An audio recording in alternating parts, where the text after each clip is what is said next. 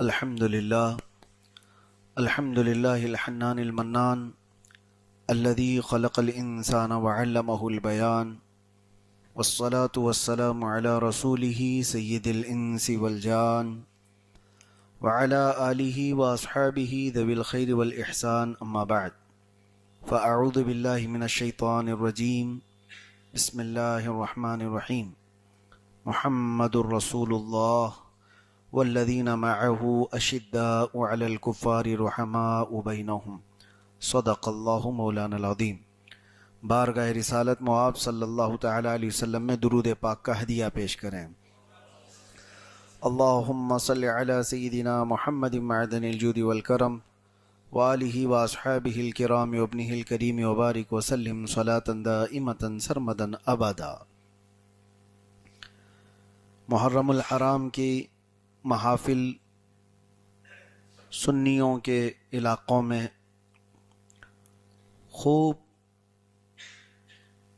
زور و شور سے چل رہی ہیں، اور ظاہر سی بات ہے میرے عزیزو، محرم کے آتے ہی ہم اہل بیت اطہار کا تذکرہ شروع کرتے ہیں۔ اگرچہ کچھ لوگوں کے پیٹ میں درد ہوتا ہے کہ یہ امام حسین رضی اللہ تعالی عنہ اور ان کے اصحاب، ان کی اولاد کا ذکر، کربلا کے واقعات، یہ سب سنیوں کے شروع کیے ہوئے معاملات ہیں، ورنہ زمانے اول میں اس سب چیزوں کا رواج نہیں تھا۔ ان ظالموں کو میں یہ جواباً کہتا ہوں، رسول اللہ صلی اللہ تعالی علیہ وسلم کے گھر والوں کا تذکرہ اسلام کی زندگی ہے، ان کی یاد ہمارا ایمان ہے، اور جس کے دل میں اہل بیت سے تھوڑی سی بھی بغض و عداوت ہوگی وہ منافق ہوگا، ایمان والا نہیں۔ اہل بیت کی محبت کو میرے آقا صلی اللہ تعالی علیہ وسلم نے ارشاد فرمایا کہ جو ان کی محبت میں دنیا سے چلا گیا، انتقال کر گیا، اسے اللہ تعالی شہادت کی موت عطا فرماتا ہے۔ اس کی موت شہادت کی کہلاتی ہے جو محبت اہل بیت میں دنیا سے گیا۔ قرآن کی کئی آیتیں ہیں، کچھ ڈائریکٹلی کچھ انڈائریکٹ، اشارتاً کنایتاً، جو اہل بیت اطہار کی فضیلت پر آئی ہوئی ہیں۔ ان کی جب تفسیر آپ پڑھیں گے تو اس سے مراد اہل بیت ہی ہیں۔ لیکن میرے عزیزو، حضور پاک صلی اللہ تعالی علیہ وسلم کے گھر والوں کا تذکرہ، اہل بیت اطہار کا تذکرہ ہم کرتے ہی ہیں، لیکن تھوڑی سی تبدیلی سنیوں کے ہاں یہ ہے کہ ہم اہل بیت کا تذکرہ اسی انداز سے کرتے ہیں جیسے صحابہ کرام نے کیا تھا۔ اسی وجہ سے پہلے صحابہ کو بھی بیان کرنا ضروری ہو جاتا ہے۔ صحابہ کرام رضوان اللہ تعالی علیہ مجمعین، رسول اللہ صلی اللہ تعالی علیہ وسلم کی معیت میں اپنی زندگی گزارنے والے وہ جانثار ساتھی میرے آقا کے، ان کا تذکرہ بھی ختم نہیں کیا جا سکتا یا فراموش نہیں کیا جا سکتا۔ کچھ لوگوں کو یہ سوال ہوتا ہے کہ سال بھر آپ صحابہ، خلفائے راشدین کا ذکر کرتے نہیں، اور جب محرم میں ہم امام حسین اور اہل بیت کا ذکر کرتے ہیں تب آپ کو صحابہ کی یاد آتی ہے، خلفائے راشدین کی یاد آتی ہے۔ ان کا یہ بغض بتاتا ہے۔ میں تو یہ کہتا ہوں میرے عزیزو، صحابہ اور خلفائے راشدین کا ذکر ہم پہلے اس لیے کرتے ہیں تاکہ ہمیں اہل بیت کا ذکر کرنے کا صحیح ڈھنگ ملے، جو رسول اللہ صلی اللہ تعالی علیہ وسلم نے ہمیں سکھایا وہ صحابہ جانتے تھے، اور صحابہ نے جس طرح سے ہمیں بتایا اسی انداز سے اہل بیت کا ذکر کریں۔ اور یہاں سے ہم ایک شبہ کو بھی ختم کرنا چاہتے ہیں، وہ شبہ اس دور میں بہت زیادہ پنپ رہا ہے، اہل بیت کے نام سے، مولا کائنات علی مرتضی رضی اللہ تعالیٰ عنہ کے نام سے، شہدائے کربلا کے نام سے، دھیرے سے ہماری جماعت میں کچھ چوہے داخل ہو رہے ہیں جو رافضیت کی طرف لے جانا چاہتے ہیں سنیوں کو اور نوجوانوں کو یہ ورغلاتے ہوئے ایک ہی ذکر کی طرف لے جانا چاہتے ہیں جو ایک کالی قوم کرتی ہے۔ ہم اہل سنت و جماعت ہیں اور ہم اہل بیت اطہار کو اسی طرح سے چاہتے ہیں جیسے میرے آقا نے ہمیں فرمایا، حکم فرمایا، لیکن ساتھ ہی رسول اللہ کے صحابہ سے بھی محبت کرتے ہیں۔ اسی لیے بریلی کے امام احمد رضا خان فاضل بریلوی رضی اللہ تعالیٰ عنہ فرماتے ہیں، اہل سنت کا ہے بیڑا پار اصحاب حضور، نجم ہے اور ناؤ ہے اطرت رسول اللہ کی۔ نجم کس کو کہتے ہیں؟ نجم تارے کو کہتے ہیں۔ ناؤ کس کو کہتے ہیں؟ کشتی کو کہتے ہیں۔ اور یہاں پر نجم اور ناؤ دو مثالیں دی اعلیٰ حضرت نے۔ تمہارے پاس تارے بھی ہیں، تمہارے پاس کشتی بھی ہے۔ یہ دو حدیثوں کی طرف اشارہ کرتے ہوئے فرمایا۔ حضور پاک صلی اللہ علیہ وسلم کی ایک حدیث ہے، اصحابی کالنجوم بأیہم اقتدیتم اہتدیتم، میرے صحابہ تاروں کی مانند ہیں، تم جس کی پیروی کرو گے ہدایت پا جاؤ گے۔ تو صحابہ کو حضور نے کیا فرمایا؟ آسمان کے تارے ہیں، وہ تارے ہیں۔ اور دوسری ایک حدیث ہے، میرے آقا صلی اللہ علیہ وسلم فرماتے ہیں، الا ان مثل اہل بیتی کمثل سفینۃ نوح من رکبها نجا ومن تخلف عنها ہلک۔ آگاہ ہو جاؤ، خبردار اے لوگو، میرے اہل بیت نوح علیہ السلام کی کشتی کی طرح ہیں۔ نوح علیہ السلام کے زمانے میں طوفان آیا تھا، سیلاب آیا، سارے ڈوب گئے تھے، اور نوح علیہ السلام کی کشتی میں جو سوار تھے بس وہی بچے ہوئے تھے۔ اور حضور فرماتے ہیں، آگاہ ہو جاؤ، میرے اہل بیت نوح علیہ السلام کی کشتی کی طرح ہیں، جو ان میں سوار ہوا وہ نجات پا گیا، اور جو ان سے دور ہوا وہ ہلاک ہو گیا۔ تو اہل بیت کیا ہیں؟ ناؤ ہیں، کشتی ہیں، اور صحابہ کیا ہیں؟ تارے ہیں۔ اسی لیے اعلیٰ حضرت فرماتے ہیں، اہل سنت کا ہے بیڑا پار اصحاب حضور، نجم ہے اور ناؤ ہے اطرت رسول اللہ کی۔ ہمارے پاس دونوں چیزیں ہیں، اور اللہ تبارک و تعالیٰ اس سنگم کے ساتھ ہی ہمیں جینے کی توفیق عطا فرمائے۔ نوجوانوں، آج کے اس پرفتن دور میں جگہ جگہ نئے نئے فتنے جہاں جنم لیتے ہیں، کئی خانقاہیں اس میں گمراہ ہوئیں، کئی بڑی بڑی شخصیات اپنا ایمان بیچ چکی ہیں۔ ایسے دور میں تمہارا ایمان ایک بہت بڑی آزمائش کے سامنے کھڑا ہے۔ ہمیشہ اس بات کو یاد رکھنا کہ گمراہی قدم قدم پر یہاں پر تمہارا استقبال کرنے کو کھڑی ہے، ذرا بہکے کہ تمہارا ایمان چلا جائے گا۔ لہٰذا صحابہ کرام رضوان اللہ تعالی علیہم اجمعین کے خلاف کہیں کوئی بات ہو رہی ہے تو یہ بات سمجھ لینا کہ وہ گمراہوں کی محفل ہے، بلکہ ایسے لوگوں کی محفل ہے جو دشمنان رسول ہیں۔ میرے آقا صلی اللہ علیہ وسلم نے فرمایا، جس نے میرے کسی صحابی کو گالی دی اس نے مجھے گالی دی ہے۔ رسول اللہ صلی اللہ علیہ وسلم کو گالی دینے والوں کی محفل میں نہ بیٹھیں، نہ ان کی طرف دیکھیں، فوراً ایسی صحبتوں سے اپنے آپ کو دور کرو۔ وہی صحبت اچھی ہے جو تمہارے دل میں اہل بیت کی محبت بھی ڈالتی ہو اور صحابہ کی محبت بھی ڈالتی ہو۔ اب آج کے اس دن میں کیونکہ ہماری محفلیں جو محرم الحرام کی ہیں، میں شروعات آج کے دن سے اس طور پر کرنا چاہتا ہوں کہ ہم پہلے اس موضوع پر کلام کر لیتے ہیں کہ خلفائے راشدین کا دور کیسا تھا۔ خلفائے راشدین سمجھتے ہیں؟ سیدنا ابو بکر صدیق رضی اللہ تعالیٰ عنہ، سیدنا عمر ابن خطاب رضی اللہ تعالیٰ عنہ، سیدنا عثمان ابن عفان رضی اللہ تعالیٰ عنہ، اور چوتھے خلیفہ حضرت سیدنا علی ابن مرتضی کرم اللہ وجہہ الکریم۔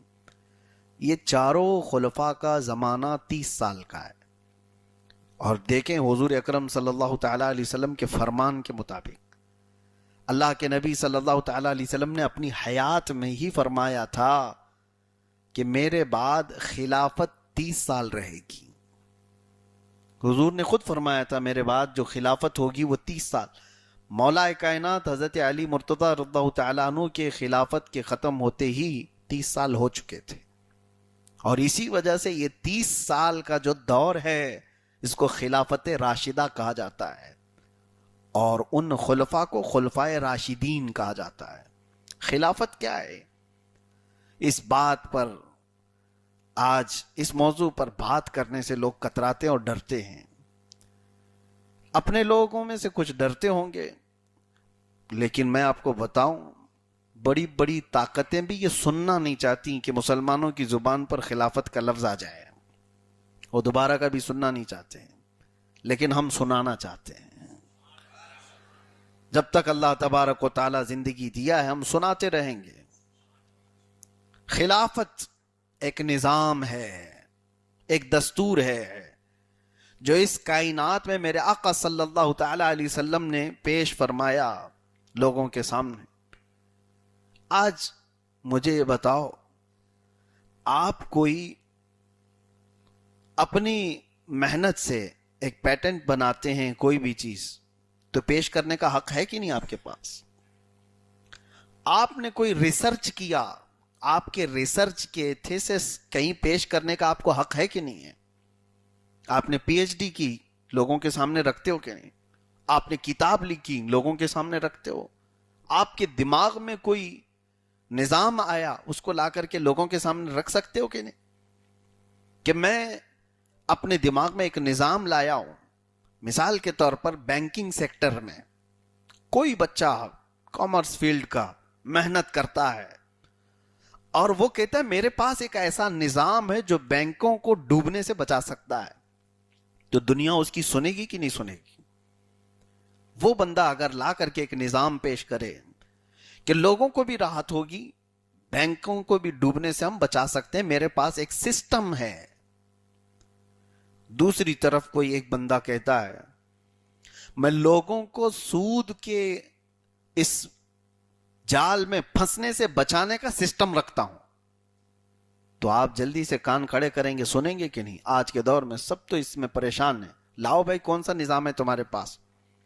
کچھ لوگوں نے پیش بھی کیا اسلامک بینکنگ سسٹم. اسی طرح سے میں آپ کو بتا رہا ہوں دنیا میں ہر ایک کو حق ہے جو وہ ریسرچ کیا، جو اس کے دماغ میں اصول آئے یا جو نظام آیا، جو سسٹم آیا، وہ لا کر کے لوگوں کے سامنے رکھتا ہے. جتنے سائنٹسٹ ہیں انہوں نے اپنی تھیوریاں پیش کی کہ نہیں پیش کی؟ دنیا میں ان کی محنت تھی، ان کا ریسرچ تھا، آ کر کے انہوں نے اپنی تھیوری پیش کی. میرے دماغ سے یہ لگتا ہے کہ دنیا گول ہے، کوئی سائنٹسٹ کہتا ہے، اور کسی کی ریسرچ زمین کے بارے میں، آسمان کے بارے میں، تاروں کے بارے میں، سب جو سسٹم ہے وہ لوگوں کے سامنے پیش کرنے کا حق رکھتے ہیں. لیکن یہ دگلاپن ہے اس دنیا کا. یہ سارے لوگوں کو حق ہے اپنا سسٹم پیش کرنے کا، لیکن صرف مسلمانوں کو حق نہیں دیا جاتا کہ وہ خلافت کا سسٹم دنیا کے سامنے لا سکے. کیوں؟ یہ بھی ایک سسٹم ہے.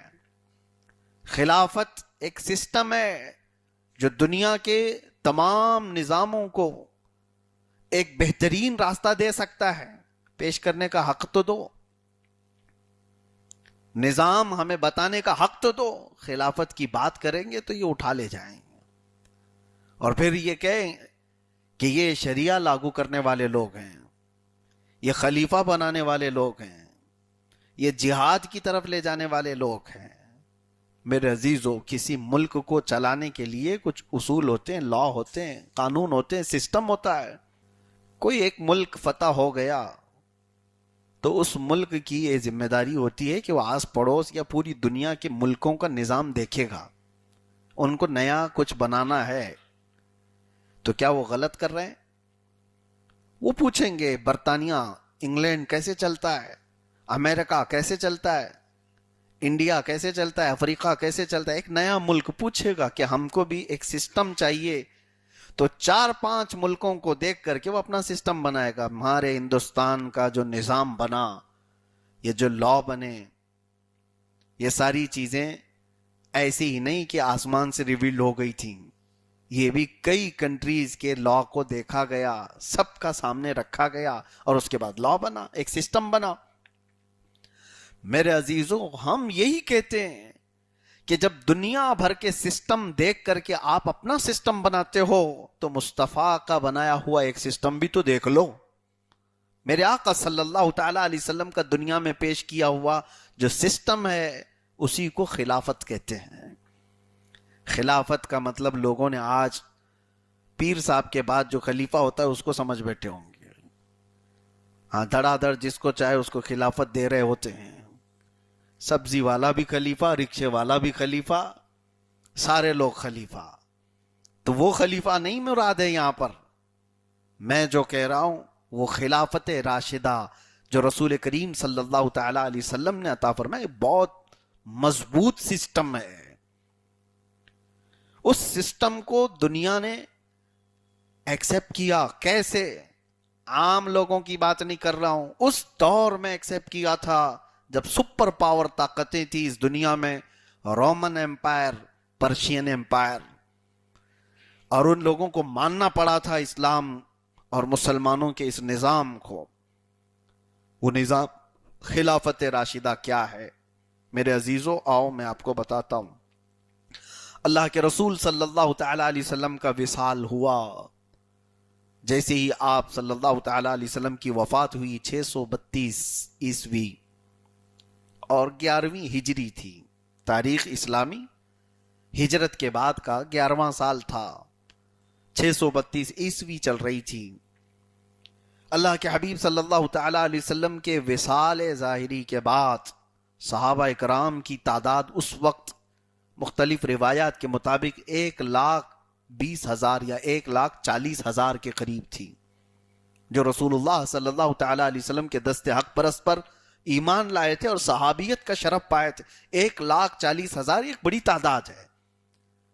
اب مسلمانوں کا امیر کون ہوگا؟ رسول اللہ صلی اللہ علیہ وسلم کا نائب کون ہوگا؟ اس بارے میں پہلے تو سب کی الگ الگ رائیں تھیں۔ حضور پاک صلی اللہ تعالی علیہ وسلم کی وفات پیر کو ہوئی اور بدھ کے دن آپ صلی اللہ علیہ وسلم کی تدفین ہوئی۔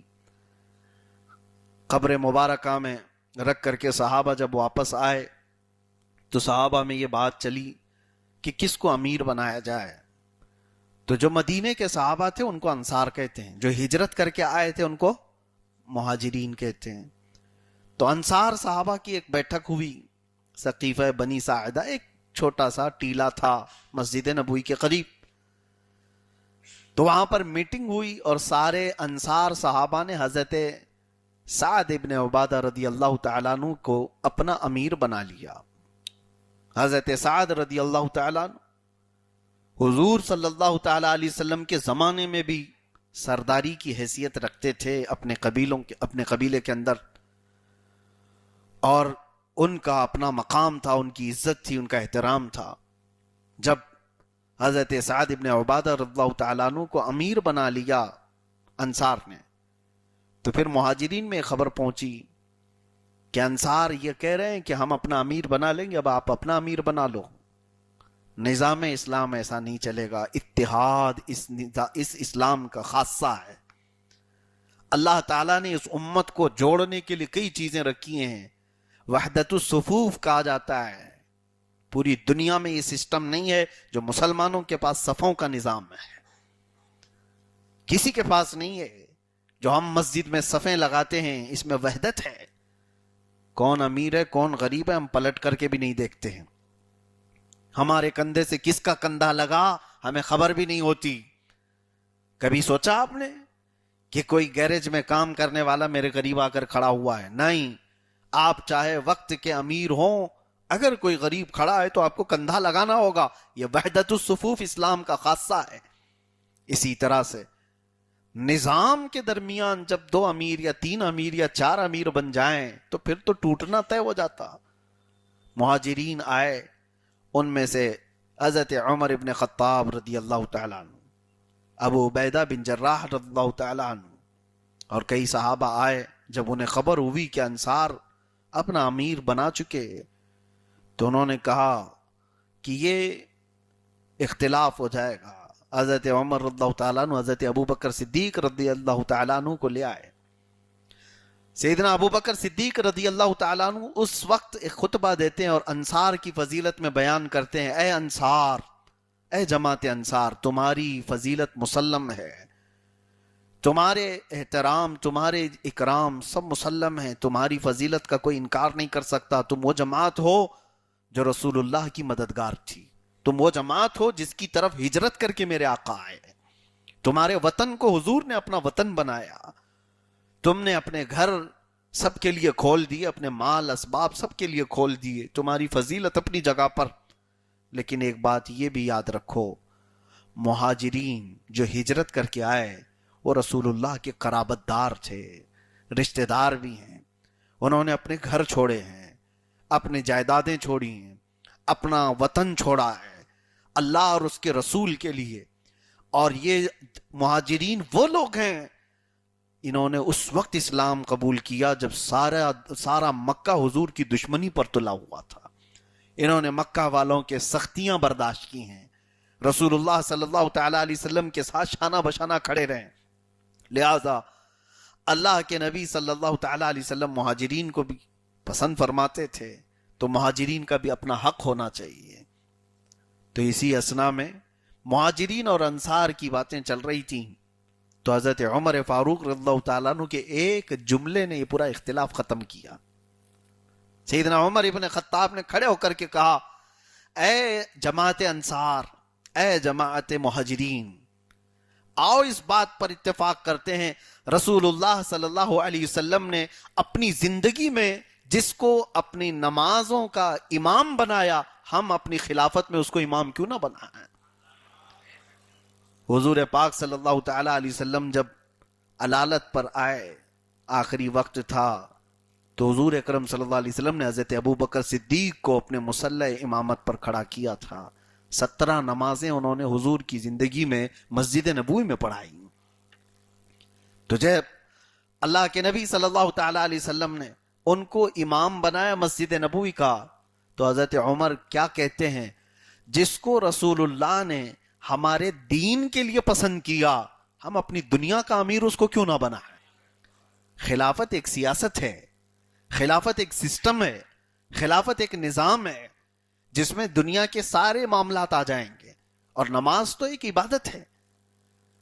تو حضرت عمر یہ کہتے ہیں کہ رسول اللہ صلی اللہ علیہ وسلم نے ہماری عبادتوں میں جس کو ہمارا امیر بنایا، ہم اپنے دنیاوی معاملات میں اس کو کیوں نہ امیر بنائیں.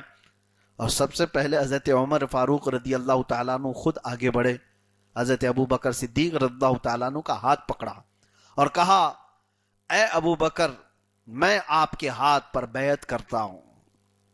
اور اس کے بعد حضرت ابو عبیدہ بن جراح، یہ عشرہ مبشرہ میں سے ہیں صحابہ، یہ آگے بڑھے. اور اس کے بعد پھر سارے صحابہ ایک کے بعد دیگرے سیدنا ابو بکر صدیق رضی اللہ تعالیٰ عنہ کے ہاتھ پر سب نے بیعت کی، اور متفقہ طور پر سب نے اپنا امیر اور اپنا خلیفہ تسلیم